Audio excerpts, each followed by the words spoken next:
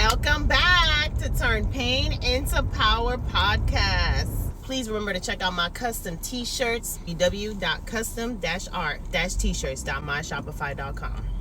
Today's episode, the narcissist is a living contradiction. And they hate that you are real. They hate that you do what you say and say what you do. Because it puts them in a state of shame. And that is too close to reality to them. This episode is going to put some people to shame. But baby, this going to help somebody. That's what this podcast is all about. Turning that pain into power. Inspiring those people, those survivors that are trying to overcome the trauma that they have been put through. And trying to live in their purpose and accomplish these goals and dreams. Yes, let's get right into today's topic, y'all. The narcissist is a walking contradiction, y'all. And honestly, hate to be called out on their bull. That puts them in a state of shame because it makes them second guess their delusional state of mind. The facade, the fake life that they believe they really live. Reality, what they're doing is dishing out pain and hurt towards the ones closest to them. And they don't take accountability. They hate taking accountability for that same reason, because it's like a reality check. Like, oh, I'm not that great. Oh, I am dishing out hurt and pain to the people closest to me. I'm not their hero. I'm actually their abuser, portraying their hero to make myself feel better about myself. And that is the reality of a narcissist.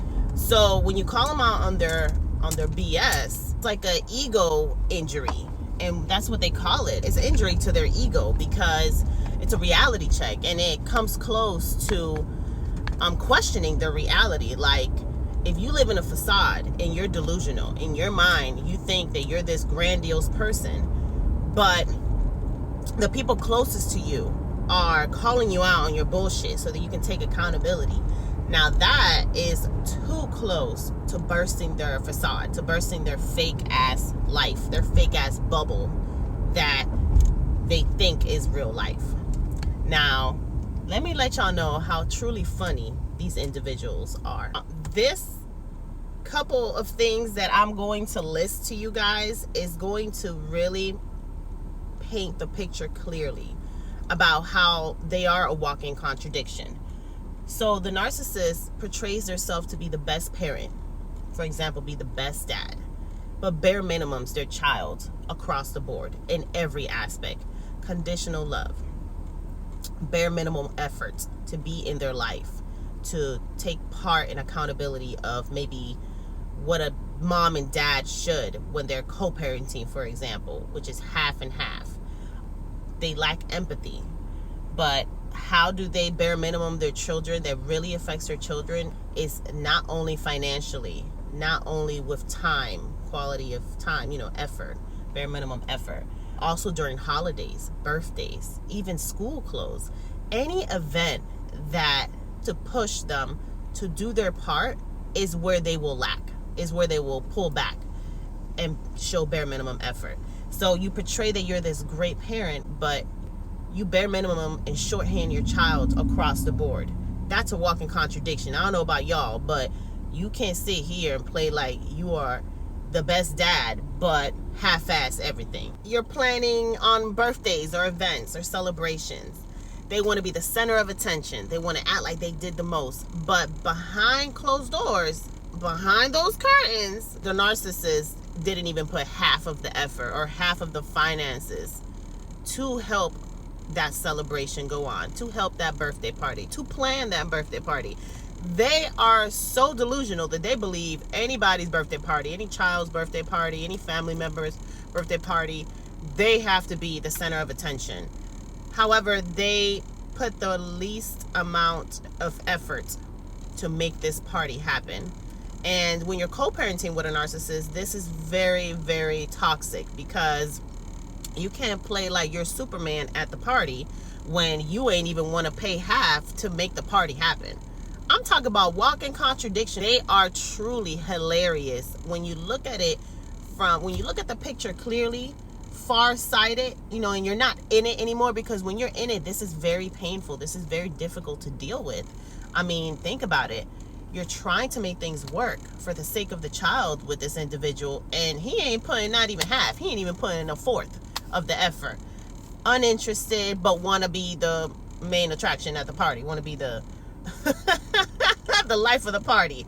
I'm talking about don't want to help with school clothes, don't want to help financially, want to conditionally love the child based on if you're cool with them or not, based on like if it's going to make them look good around friends, to have their kid around, to make it look like they're an actual good parent. Paint this picture like you're a great parent, however, you bare minimum your child across the board. I mean, it's just contradiction. Should I go on? You know, they want to paint themselves to look grandiose and like they give a lot to their closest ones, to their friends and family and their children, but be the cheapest dad in the world. I'm talking about like the bare minimum, like barely got the baby bottle type of cheap. But you want to paint it out to the world like you're very grandiose, like you're, oh, you put the most effort, like you really care, like you really give a fuck. These people, narcissists, don't give a damn about nobody because they don't care about themselves. All they care about is getting what they want out of people.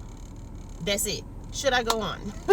I mean, these people are truly clowns, and you have to be very conscious of that. You know, anytime you are encountering with them and you're trying to negotiate something to where it's equal, there is no equality with a narcissist. They will always push to give the least and get the most out of every situation, including situations and circumstances that have your child involved. I mean, the narcissists, they are truly clowns. Truly clowns. They are in a show that they are not a character in. That is how a narcissist operates. They are truly creating a show, creating chaos and walking right out of it. Truly creating a show that you are not a main character, you're not even a character in the show, is delusional. And it's a contradiction because you're painting it out to be one thing that you can't uphold, that you're not going to uphold. So the narcissist does a lot of talking and very little action. And your first sign is going to be that what they say to you never matches what they do. Their words never match their actions. So be very conscious of that. Be very careful when you're co-parenting, especially when you're co-parenting with a narcissist, because they will make your life a living hell. I'm talking about they gonna say they're gonna be there, they gonna say they're gonna help out with the party, they gonna say they're gonna do this and that, and when the time comes, they're gonna let you down, and they're gonna pop up like they saved the day. They're gonna pop up like they the hero, like they did the most at that party. Because what? Because a narcissist wants to be the main attraction at any party. Truly a walking contradiction. So I wanted to put this out there, y'all, because I know somebody needed to hear this. I know somebody needed to have that closure that the narcissist will never give you. You know, it is a reality check for the narcissist when you checkmate them. You know, when you call them out on their bullshit, when you make them take accountability, which they still won't, they'll run away like little cowards. But that still hurts their ego.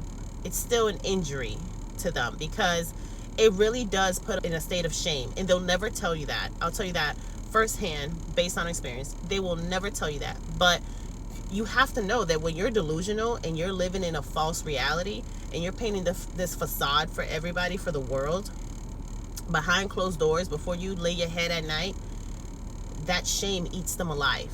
That shame eats them alive, because when you no longer partake in their show and their clown act, it's a reality check to them, you know, and it shows them, hey, I am not the hero that I'm portraying to be. I'm actually hurting the people closest to me, and I'm distancing them from me because my actions are horrible. My actions are hindering my own children.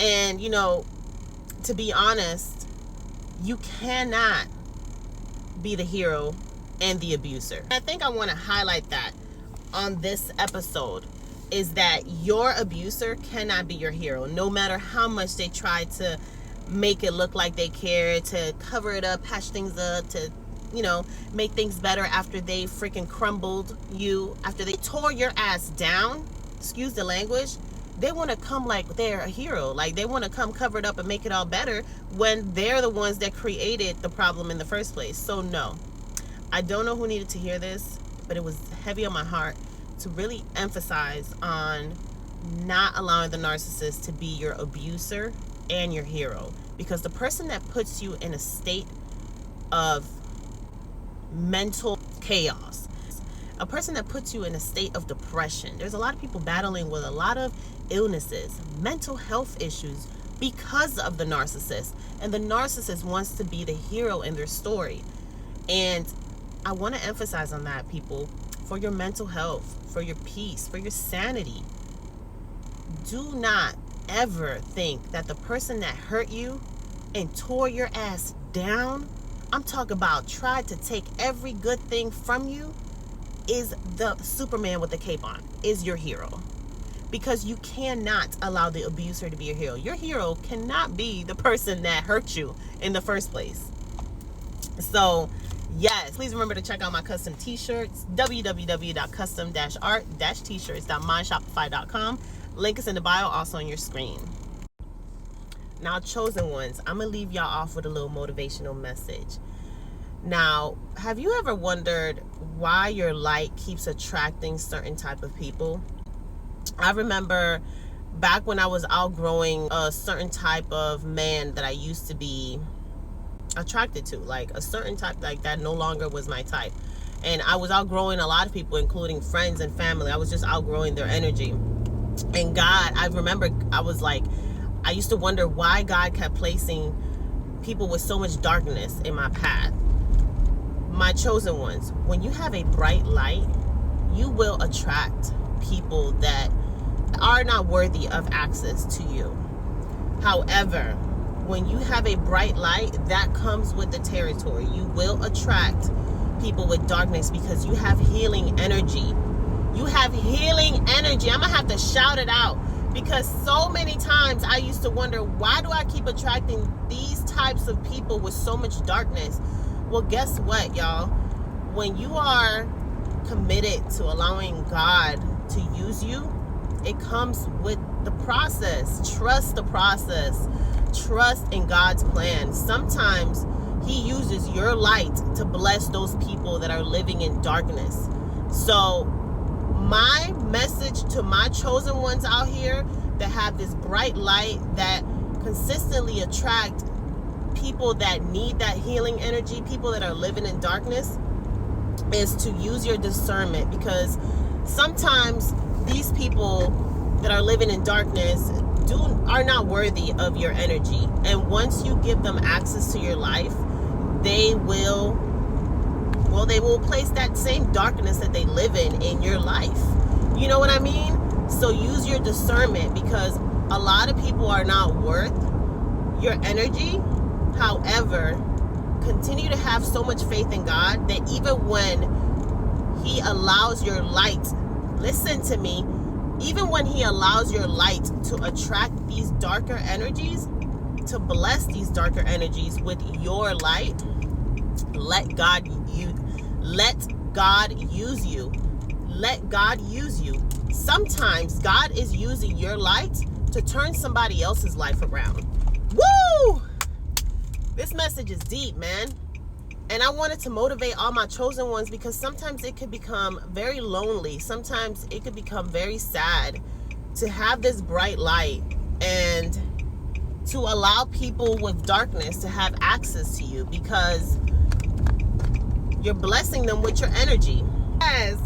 So I wanted to let y'all in this little secret. I wanted to let y'all into this little secret that I learned. This key to life. When you start becoming very close to God, you start being very in tune, and you start to really understand that sometimes God is using your light to bless somebody in darkness, to turn that person's life around, to give them a little inspiration, to give them some of your beauty. And that just might help them heal from that darkness that they're in.